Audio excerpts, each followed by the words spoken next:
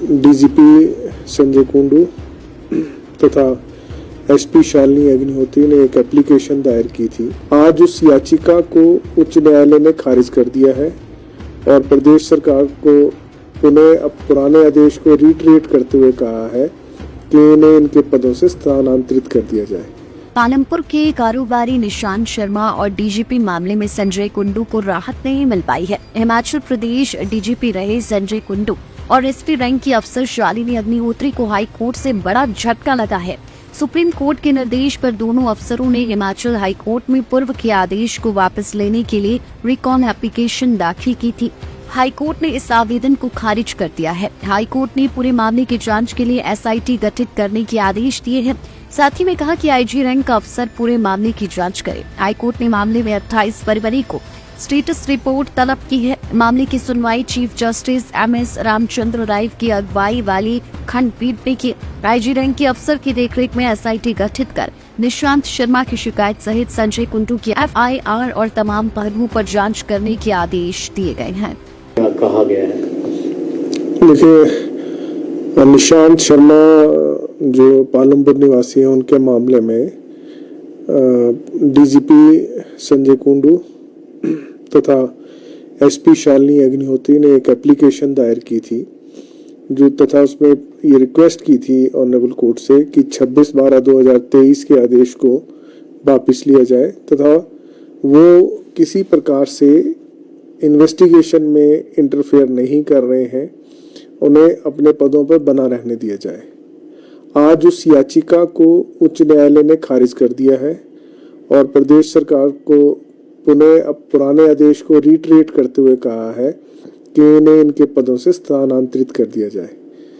ये भी आपके ध्यान में है कि संजय कुंडू जी को प्रिंसिपल सेक्रेटरी आयुष लगा दिया गया था तथा बाकी कार्यवाही भी सरकार कर रही थी। आज के मामले में उच्च न्यायालय ने इलेबोरेटेड रीजंस देते हुए कहा है कि प्रथम दृष्टया इस मामले में कौन सी ऐसी कार्यवाही थी जिससे ये प्रतीत होता है कि अगर डीजीपी कुंडू अपने पद पर बने रहेंगे तो फेयर जांच होने की संभावना नहीं है। तो वो तथ्य न्यायालय ने आज अपने 34 पेज के आदेश में रखे हैं। और एसपी शालिनी अग्निहोत्री के बारे में न्यायालय ने कहा है कि उन्हें जैसे ही कंप्लेंट मिली थी, बजाय कि उसकी प्रिलिमिनरी इंक्वायरी करते, उन्हें तुरंत एफआईआर दर्ज करके उसकी जांच अपने आप या किसी अपने सबऑर्डिनेट अधिकारी द्वारा करवाई जानी चाहिए थी।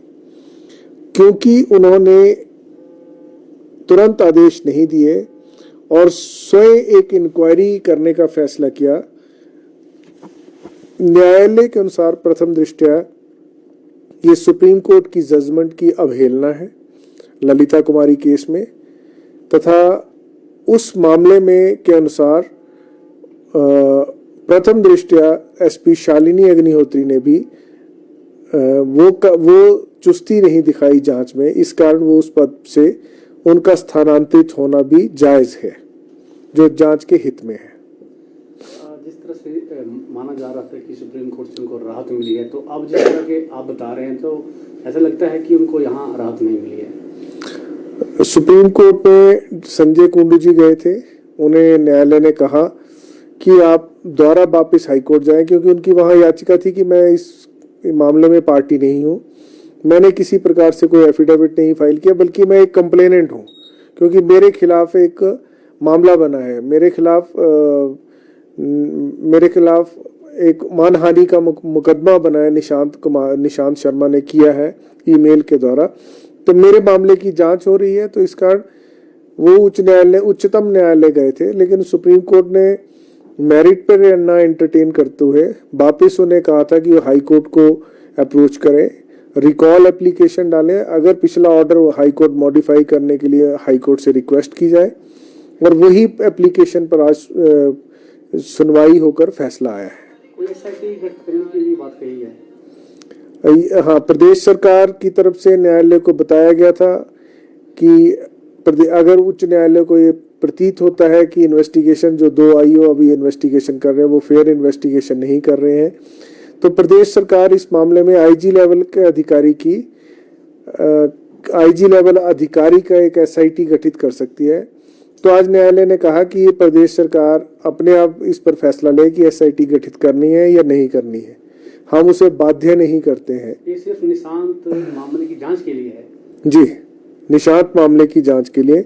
एक और महत्वपूर्ण मामला था क्योंकि निशांत शर्मा ने भी और सुप्रीम कोर्ट में संजय कुंडू जी ने भी कहा था कि इस मामले को सीबीआई को दे दिया जाए, परंतु प्रदेश सरकार ने ये दलील दी थी कि ये मामला उन रेयरेस्ट ऑफ रेयर मामलों में नहीं बनता है जिसमें सीबीआई को दिया जाना चाहिए।